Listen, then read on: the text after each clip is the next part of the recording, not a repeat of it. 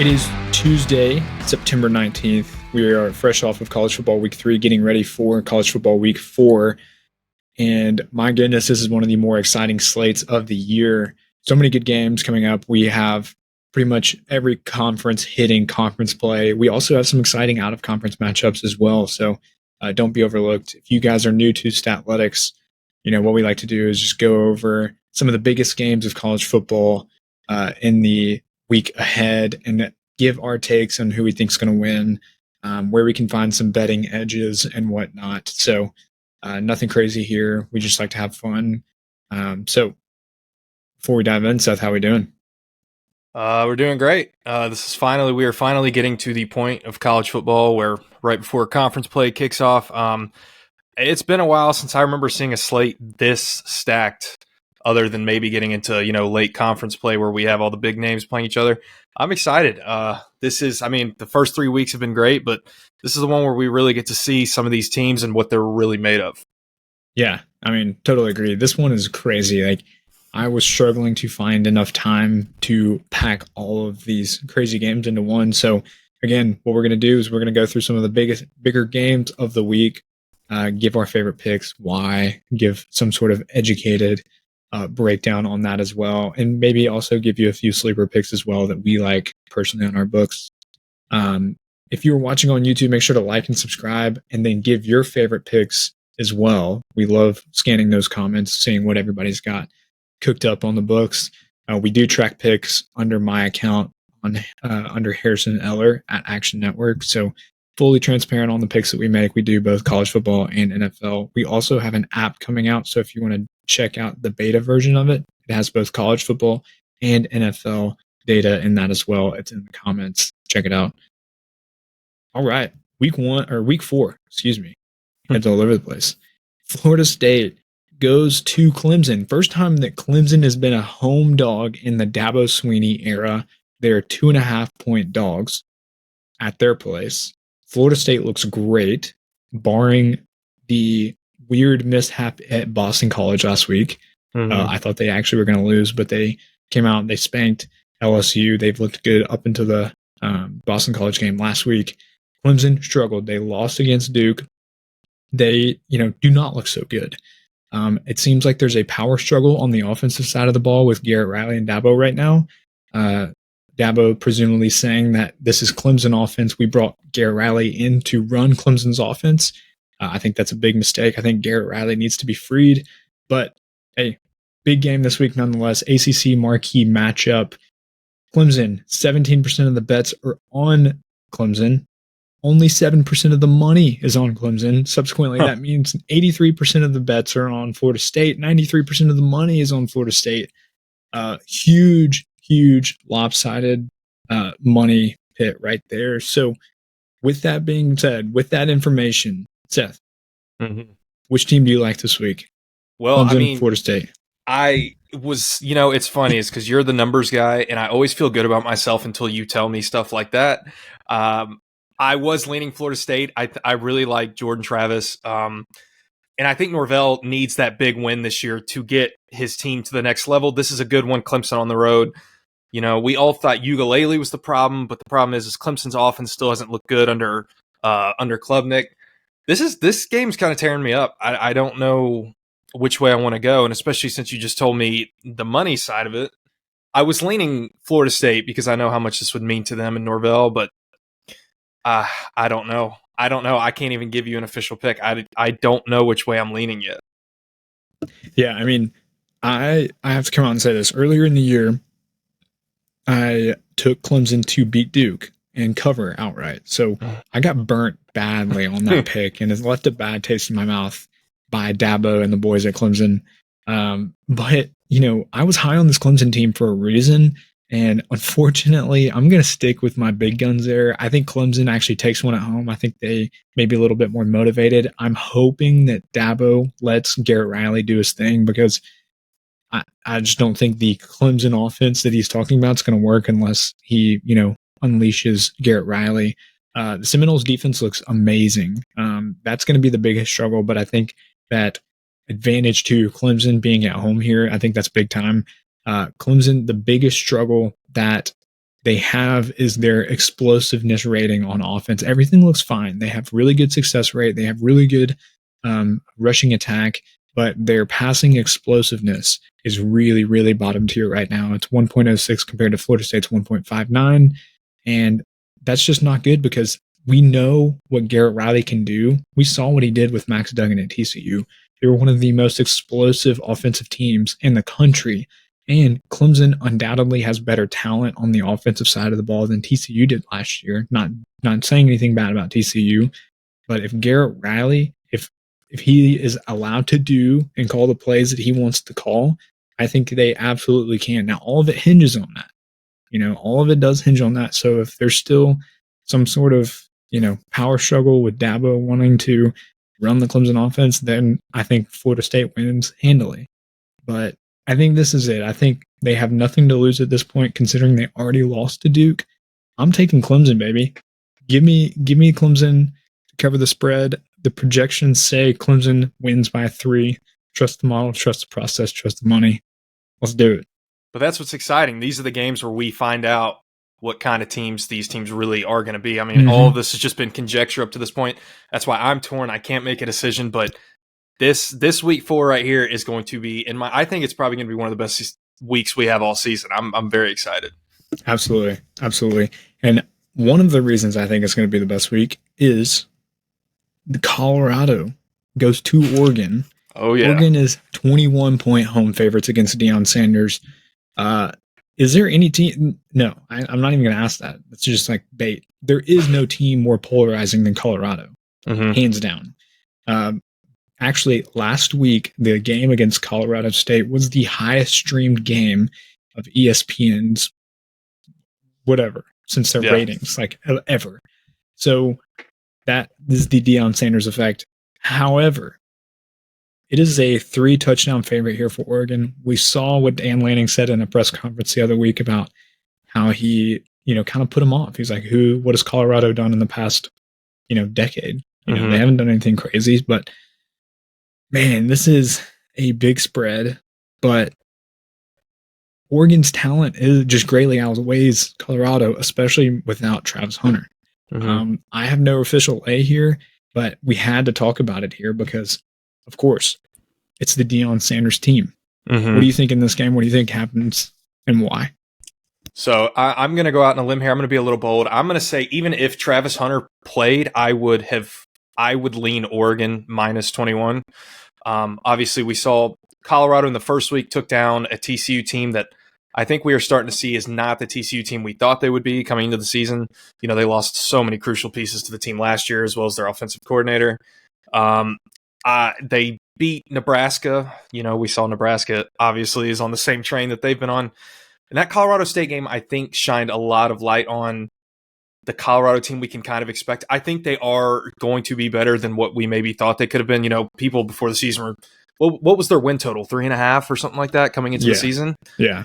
They're better than that, obviously, and they're already at 3-0. But that Colorado State game, man, they probably should have lost. It took a lot of things to go right in the last 5 minutes of that game for them to even get to overtime and have a chance to win that game. And hands down, I think that was obviously the best game of the season so far. But I think Oregon is going to put a stop to the Sanders train this week.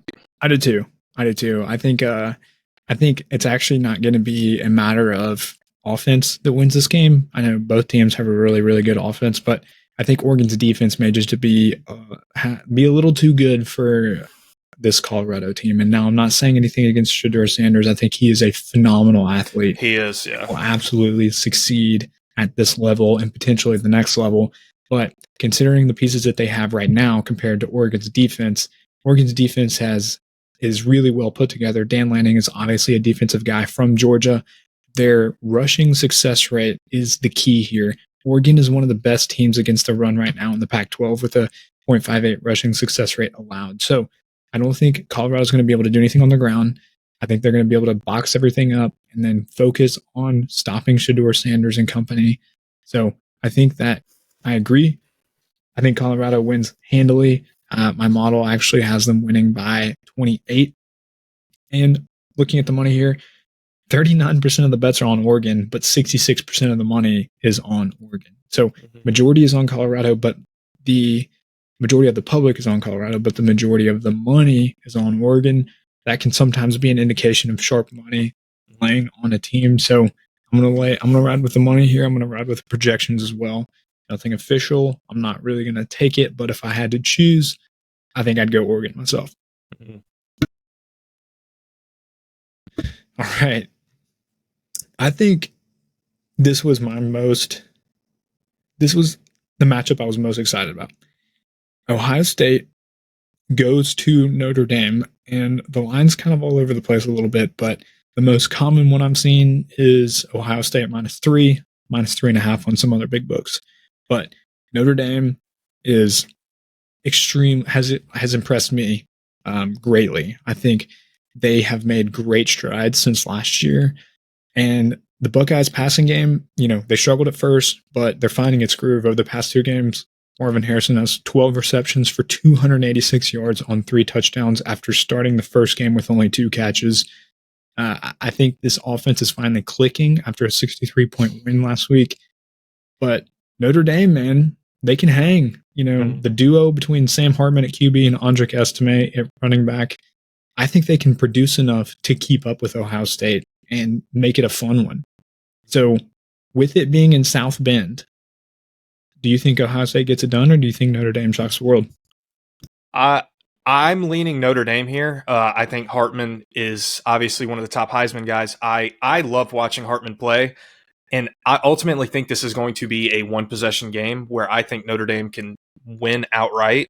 So if you're wanting to make a play on this game, I would take the points with Notre Dame, because even if they lose, I think it's going to come down to a nail biter, and I can see Notre Dame winning this game outright, especially being in South Bend.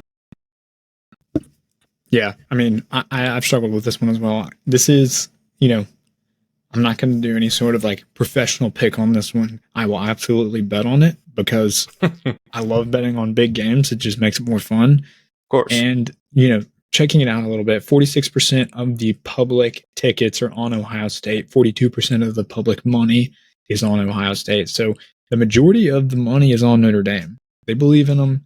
They really like Notre Dame to keep it close here, especially at home. I think that's the biggest thing is being at home for Notre Dame is such a key here. I think if this was at Ohio State, I would not be shocked if the spread was -7, -8 Ohio State. But with it being at home in South Bend, I think Notre Dame has a great chance to just beat them outright. Mm-hmm. With that being said, I'm taking Ohio State to cover the 3 points and win outright. I think this team is so much better on the defensive side of the ball. I think they can bottle them up and get it done. Okay. Well, there's our first against each other right there. All right, I like somebody's got to do it. Somebody's got to do it. All right. One of my favorite games of the week in terms of just what the heck's going on. Ole Miss goes to Alabama. Alabama, dude, crazy. Mm-hmm. I still think they can be an elite team in the SEC, but my goodness, the quarterback issue is bad. Yeah. Really bad. So kind of recap. They started with Milroe. Milroe in Texas lost them the game, it felt like. I feel like they could have kept up if they had somebody who was able to execute that offense as well as Alabama's quarterbacks of the past. Those are hard shoes to fill, though. But they benched him last week in favor of Tyler Buchner. Awful. What was that?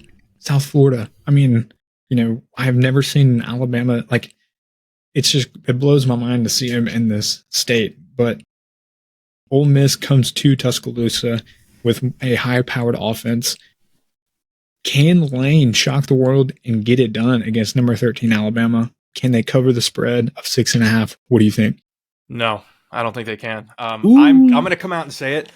That was the most abysmal Alabama game I've ever watched in my entire life. I still kind of don't understand why they wouldn't have even tried throwing Milroe back into the conversation, even in the second half. That game was 3-3 late into the third quarter. And, even though it was 3-3, you knew Bama was going to win, no matter how close it was down the end. But I think the 2 backups behind Milroe just are not the answer. I think Milroe's going to get it figured out. I think that They maybe should have stuck with him later in that South Florida game, but they didn't even give him a shot. They're really trying to figure out their QB room. I think Milroe comes back. I think they take care of business, and I think they can still be the elite team that they want to be, because I think defensively, a lot of the parts are still there to be the Alabama that they usually are. If they figure out the Milroe situation, if they get him going, I think that they can still be the force that they always are. So this is just something that I've heard. This is a little word on the street, but it's my understanding that Saban did not want to remove Milroe from the situation, but he gave Buckner a few of the first team reps at the beginning of the week after the Texas game, and Milroe did not handle that in a professional manner. So it is my understanding that this was almost like a suspension for Milroe. Right. Not an official one, but kind of like an under the books, like, hey, you're going to sit unless you get your attitude handled. I mean, that's what makes the most sense from what I saw this past week. Yeah. So don't quote me on that, but I'm just taking it as what it looks like. And it makes the most sense. And it looks like Milroe had a extreme attitude adjustment, because he looked very supportive. He was checking on all the quarterbacks. He was talking with his guys. He was very engaged with the game, and he had a smile on his face whenever the camera showed him. So I'm sure if that was the case, hopefully that did help, and maybe that can be what sparks them going forward. Right. I definitely, think that was the case. So I think Milroe is the best guy for the job right now. I think his, ability to run the football gives Alabama an edge, especially against this Ole Miss team that you want to keep the ball out of their hands and control the clock. Alabama's defense is still elite. Let's not glaze over that. They still have one of the best success rates against the rushing attack in all of college football. They also are great against the pass. They can do everything well. I think that this team has a championship caliber defense. They're just needing an offensive ignition to get there. Get back to usual Alabama form. I'm on Alabama -6.5 at home here. I think this is a revenge game. I think Saban is just tired of it. I think he's everybody, or he is so angry he's going to take it all out on Lane. And who better than Lane Kiffin, the guy that used to just irk him so much on the sidelines. Looking at the numbers, Alabama is actually not in public favor here. 38% of the public tickets are on Alabama, 28% of the public money on Alabama. I'm fading the public here. I'm going Alabama. And in fact, I'm actually waiting to see if this number drives down in favor of Alabama because of how much money is on Ole Miss. I think that's what I'm going to do. I think at 6.5 here, looking at the way that the money is shaping out, I think you could drop down to 5.5, maybe even 4.5 if we're lucky. So just going to leave that there. I am really excited for that game. Nonetheless. All right, another big one. Iowa goes to Penn State. Penn State finally may have their chance to take the Big Ten outright. I think that Penn State -14 at home could be a really good value because of Iowa's lack of ability to score. But I still really like Iowa's defense. Do you think Iowa keeps it close, or do you think Penn State comes out and proves their dominance? Well, I'm going to take this the other. If we're talking in terms of betting, I am just going to straight out that one of my picks that I'm going to give is under 40. This just feels like a typical Big Ten defense matchup where the final score could be 6-9. But I do think Penn State's going to score a couple touchdowns. I do think Iowa can keep it within the 14-point range, but I realistically, the first score that pops in my head, I see is 24-10 Penn State. That's my gut reaction. Yeah, I mean, that's a good point. And I don't think either one of these teams right now are going to come out, slinging it. Right. Penn State, maybe they have the ability to, but I think they want to try and, lean on their rushing game here a bit more. My projections actually have the under in this game as well. They have Penn State by 12, but it's such a tough field, I think one thing's a little weird here is Penn State is not in public favor. 61% of the public tickets on Iowa, 70% of the public money on Iowa. This line opened up a couple of weeks ago at 10.5, and it's only been driven up to 14. I would not be shocked if it goes to 14.5. So, I want to say 14, but I can't say with any conviction that I believe that. I would actually be more inclined to ride the under in this Big Ten matchup with the Hawkeyes and the Lions as well. I love that take. I think both defenses are really, really elite, and we'll kind of keep this one close. I could see it being like 17-13. Absolutely. Yeah. So, and with that logic, one thing we always like to talk about is if you think a game is going to go under and there's a large point spread, I always feel like that means it's more probabilistically likely that the team that is not favored covers because it's a big spread and there's lower amount of scoring. So, food for thought there. I agree, but I can't say I'm excited to watch it. No, you never want to cheer for games like that. I'm excited to see who wins, but I'm not excited to watch it. So that's a sicko bowl right there. So, all right. One I am excited to watch, UCLA goes to Utah. Utah's 5-point home favorites. This is a top 25 matchup. UCLA is 3-0, but they haven't played a Power 5 opponent yet. And they're starting freshman Dante Moore, quarterback, in a really tough environment to start in, to be honest. Utah has a good home crowd. They're 3-0 after 3 ugly wins, but 2 of them were Power 5 opponents. The mystery remains whether quarterback Cam Rising is ready for a season debut. He's still fighting that knee injury from last year's surgery. If he does play, I'm not sure he'll be 100%, but certainly he brings something to the table. Both teams have a lot of questions to answer, plain and simple. But do you think Utah can cover that 5-point spread, or do you think Utah keeps it close? I would be more inclined to lean Utah here. They have been more battle tested. UCLA's played Coastal Carolina, San Diego State, and NC Central. The problem is Utah, they had the nice win over Florida, and they didn't follow up well. They had that scare against Baylor where they probably could have and should have lost.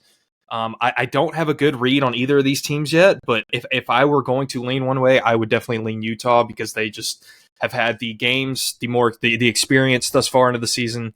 It's a tough one though, but if I were going to lean, I would probably lean Utah. I'm going to go UCLA here. Okay. And I'm going to get it at 4.5 if I can, but I think looking at the numbers here, 60% of the public bets are on Utah.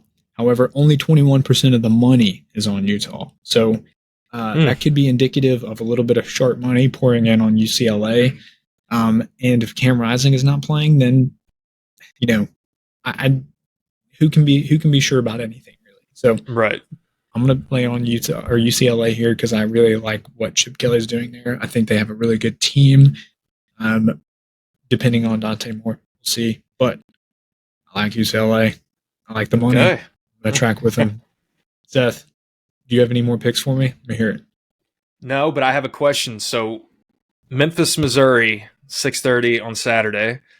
Missouri's quarterback is questionable to start, and the spread has dropped from it opened at 7 and it is down to 5.5. And I want to hear your thoughts on that.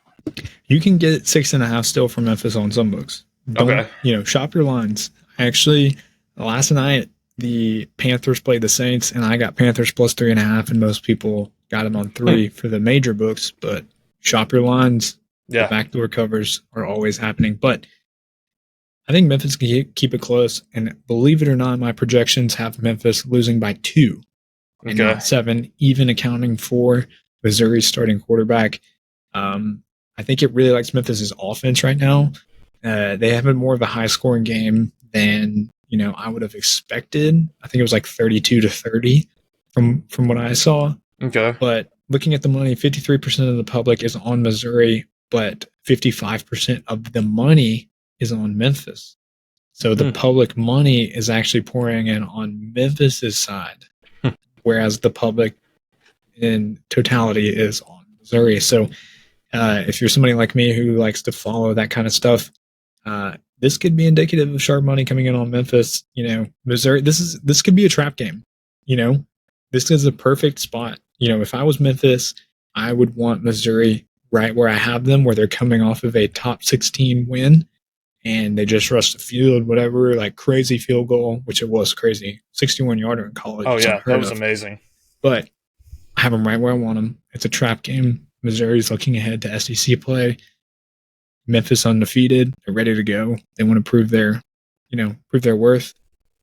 I think they can do it if Missouri's quarterback is out. So what you're telling me is you're taking Memphis plus 230? I can't do that. I don't think I can do that. That's all right. I had to try. Yeah, but hey, Memphis plus 7, if you can get it, wouldn't be the worst bet ever. Yeah. I also have one that I really like that everybody's going to be like, what? But I think Vandy covers 14.5 against Kentucky this week. My projections actually have them losing by 2. I have just... Interesting. It looks like Kentucky is just not there. They have struggled this entire season. I thought they were going to elevate themselves a little bit because of Devin O'Leary coming in from the transfer portal and Liam Cohen coming back for offensive coordinator. But to my, disbelief, Kentucky sucks. I'm actually happy about it because, I'm a Tennessee fan. I hate Kentucky, but it's just shocking in my opinion. But I'm a big believer in Vandy. I think they could get it done this week. They're my sleeper pick of the week. Okay. Vandy plus I like 14.5. So I just had to sneak that in there because I just hate Kentucky so much. And I saw that on my projections and I'm like, all right, fine, let's do it. Yeah, absolutely. But that wraps it up for me. Guys, we appreciate you listening. We will be back here next week for College Football Week 5. We also have a bunch of NFL content. If you check out our channel, make sure to subscribe, follow, and all that good stuff.